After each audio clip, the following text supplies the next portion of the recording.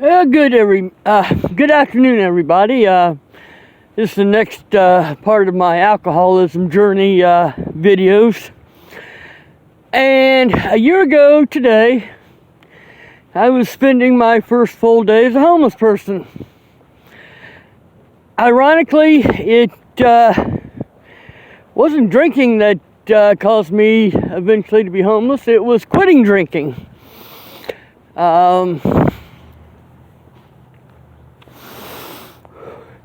And to get into how I became homeless, we have to go back to the week of Thanksgiving 2019.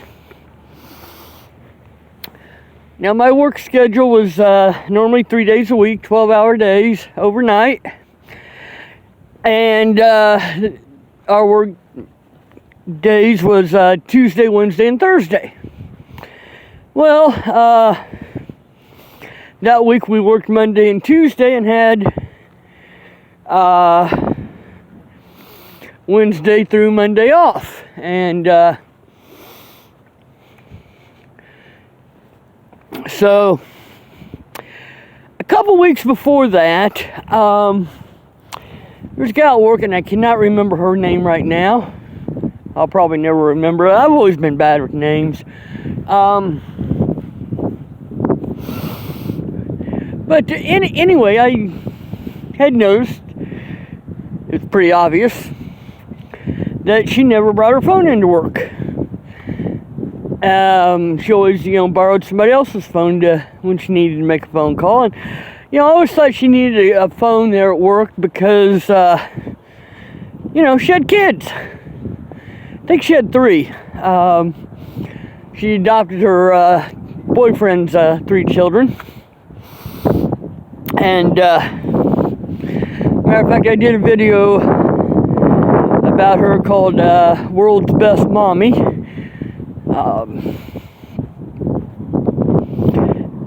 Relating to how her daughter got injured by a little 9-year-old racist. So, I had commented, one of the 2 other gals I hung out with, that wanted to get her a track phone. So one gal said, I think there's a reason she doesn't bring it into work. So basically I was kind of assured that, okay, she didn't need a phone. But in that time frame, she had broke up with her boyfriend and moved into a place, and she had told me that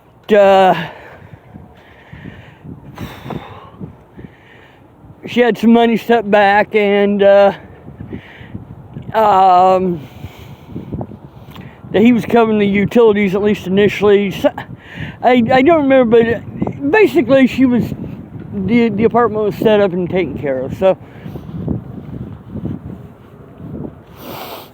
that's important. She was okay on utilities. The kids weren't going to be cold. She had some money set back. I'm taking a route up to the bus stop I haven't taken before. So anyway,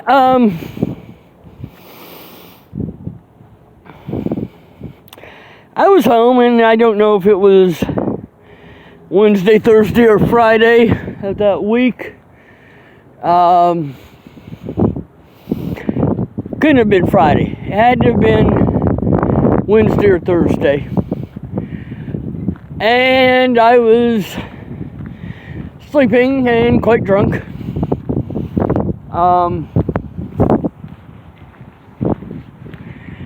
And my phone rang.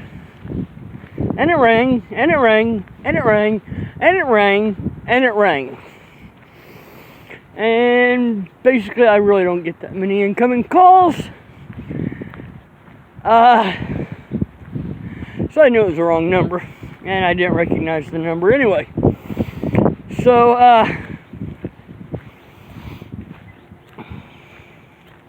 this finally gets quite annoying. And I was none too polite when I answered the phone. Basically said something to the effect of, why in the hell do you keep calling? You got the wrong number. And the voice at the other end of the phone was a lady, and it sounded like this lady from work. Especially when you're kind of hysterical, but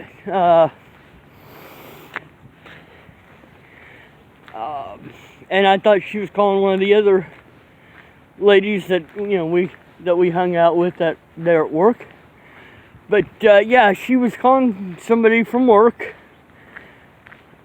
desperately needing some money to get her utilities turned on, or her kids were going to be cold that night. So I thought it was this lady. It's like, oh shit, she does need a phone, because she said my phone's screwing up.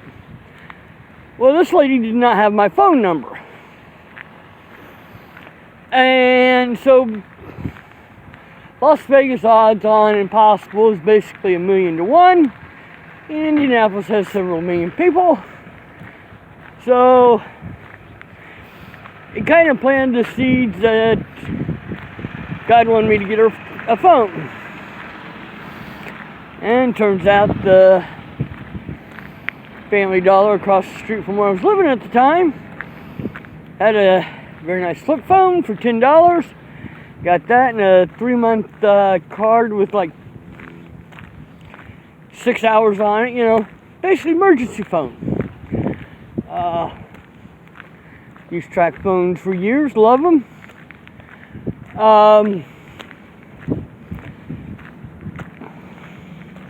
So I bought that. Well, over the weekend, and I don't remember what day it was, but it was sometime over that 5-day weekend. I woke up and I had my vodka and mixer next to the bed, which that was actually kind of unusual because I usually just kept that in the kitchen. But well, that's a much nicer way to cut through. Anyway,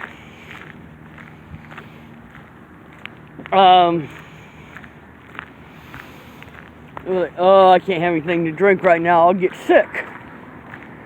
And trust me, I have vomited more than a few times on alcohol.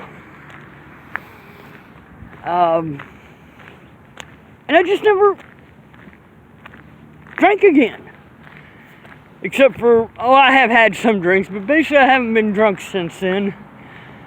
Or not seriously drunk.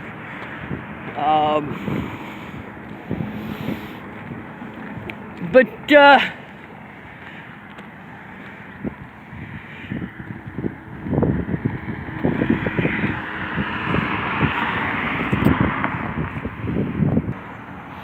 I had to relight my cigar.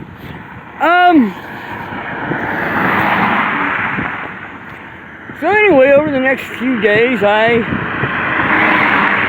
became convinced that her daughter was going to be the new Mary, and that this gal from work was going to kill Satan, and she needed the phone for that. Because Satan was going to go after her daughter again, and she was going to kill Satan. Yeah, I went real delusional.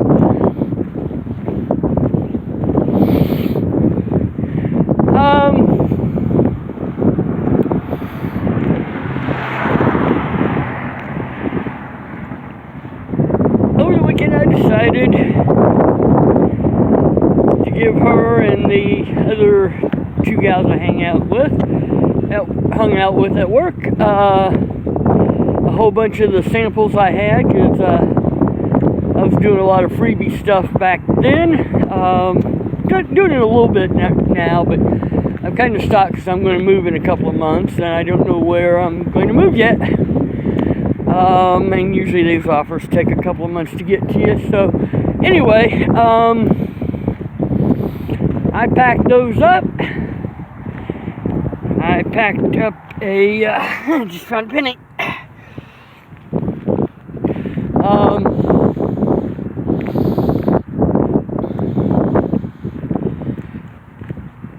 One of these, big old survival knives, that, you know, they look impressive, but they're not real good knives. But figured she was going to need that. And I also put in my rent money. Now this time my rent was paid up till the 17th or 18th of December.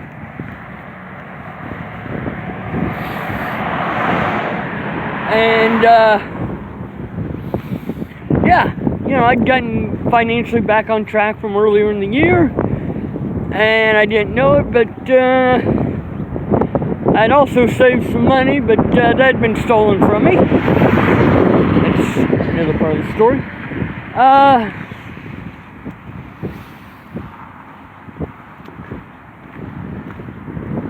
But yeah, every week when I'd get paid, I'd go down to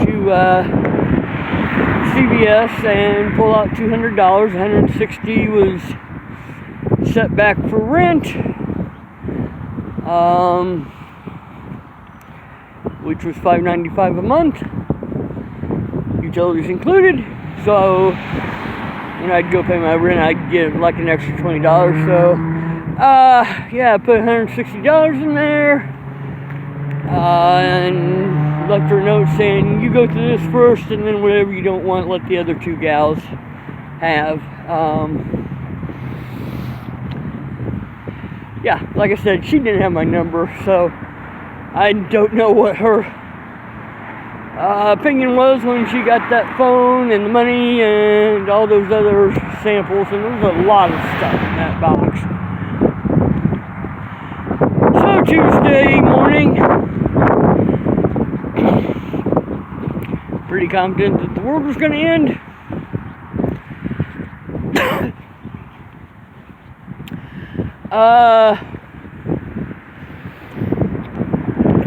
Went into work.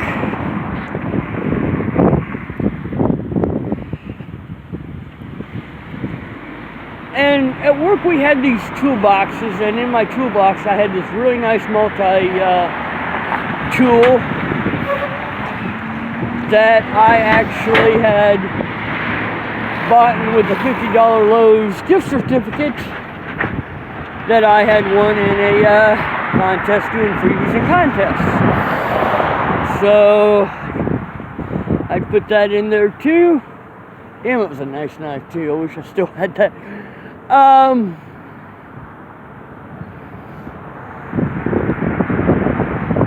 it's green, but I don't know when it turned green.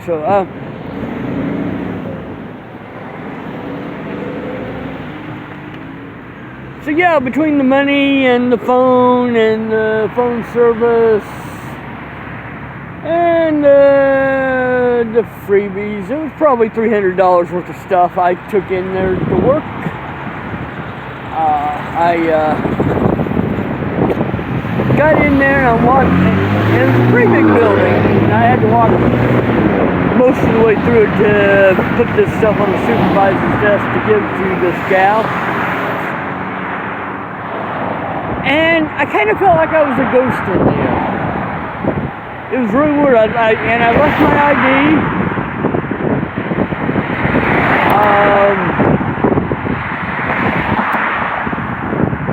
Yeah, it was like I was in a dream, but you know, I was happy with myself.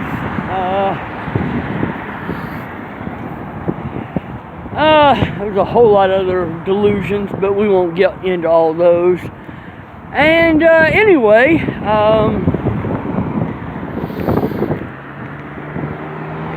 oh God, a few days later, and I don't remember the timeline on this, I'd gone out to eat at Lincoln Square Pancake House, and I did a short video while I was there on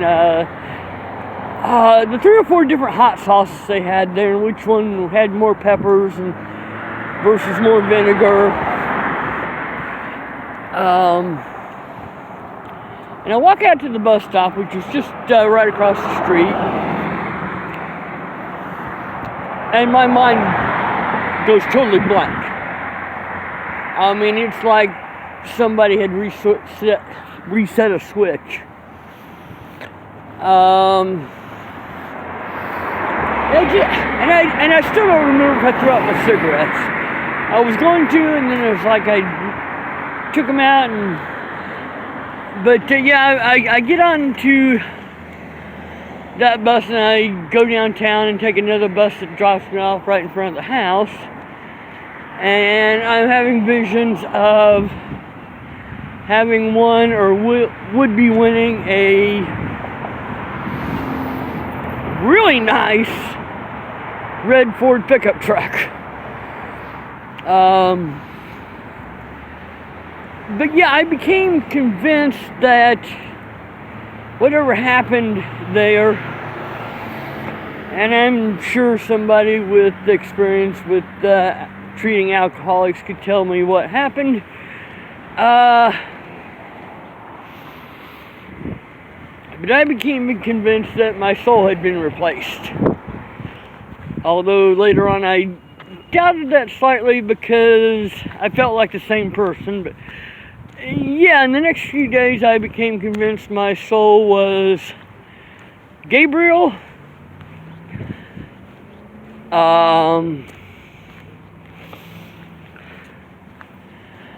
And the other soul that I thought I had, and this was the one I had the delusion with the longest, was that I had a baby angel soul. That was kind of a nice fantasy with that one.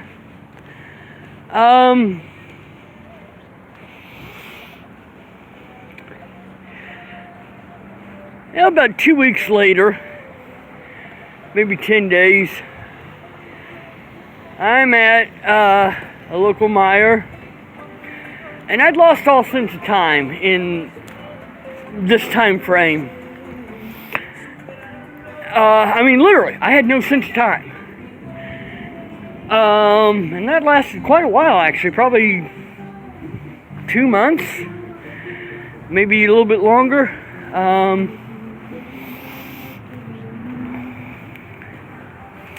But yeah, I'd gone to Meijer, never going there again. And right before I went to checkout, I ran into this team lead from work and said I would be starting a new job on Monday.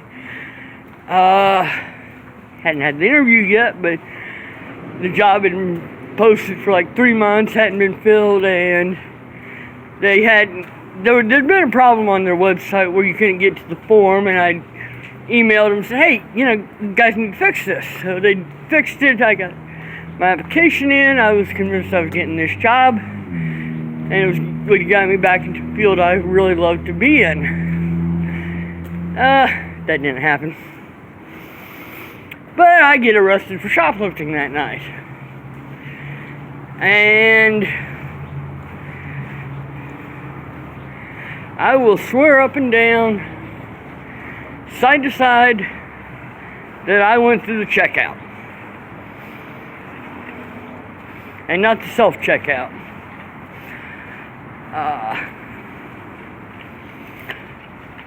But, be that as it may, get arrested. And I'm not too worried about it. I know I'll get OR'd, and I'm not going to do any jail time on a first offense, even if I got convicted.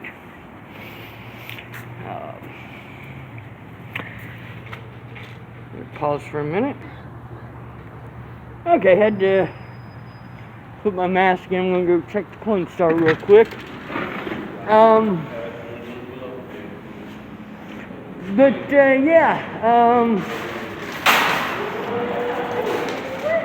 as I predicted, a few hours after I got to jail, I was being released. And I have a seizure. And just got a shield penny.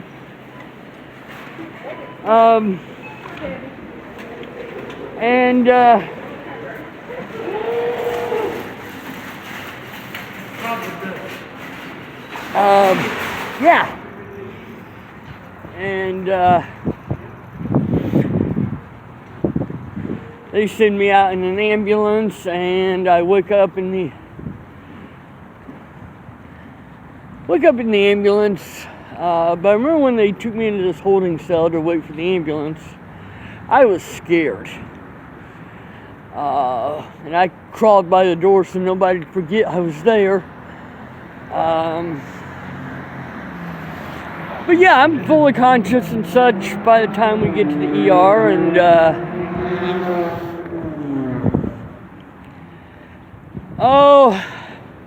remember I'm taking an EKG, and then they transferred me to another room, which I didn't know at the time was for psych reasons.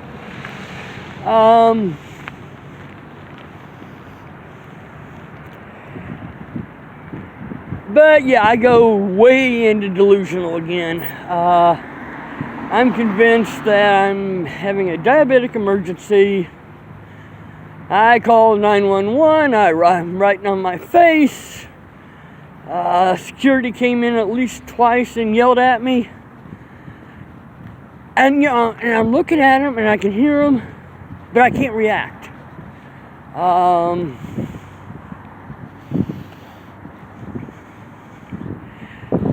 Earlier that morning, or later that morning, I hear this gal, and I don't know how long she was talking to me before I responded, but she kept asking, "What do you need?" Like, when she broke through, it was like, I was hungry. I wanted something to eat. And we talked, and she asked if I was a drinker, and I said, yeah, but I hadn't drank since April, which I knew was wrong because it had only been a couple of weeks since I'd quit drinking. Like I said, that hadn't even been a conscious decision. And anyway, I ended up talking to the psych doctor and getting released, and then I do something even more stupid.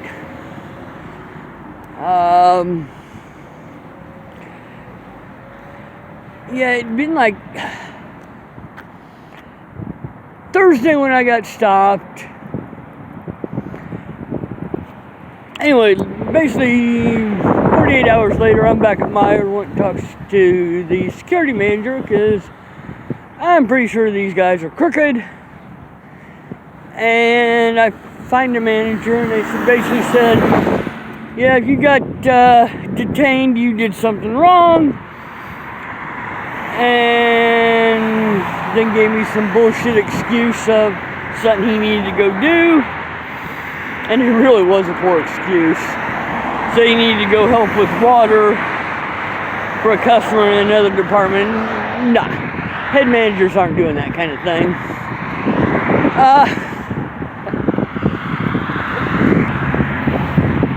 So I decided to look around for a few minutes, and I see one of the security guards.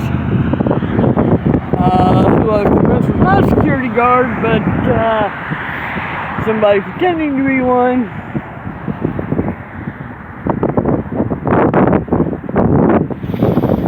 And I said, it's probably a good idea if I just go ahead and leave.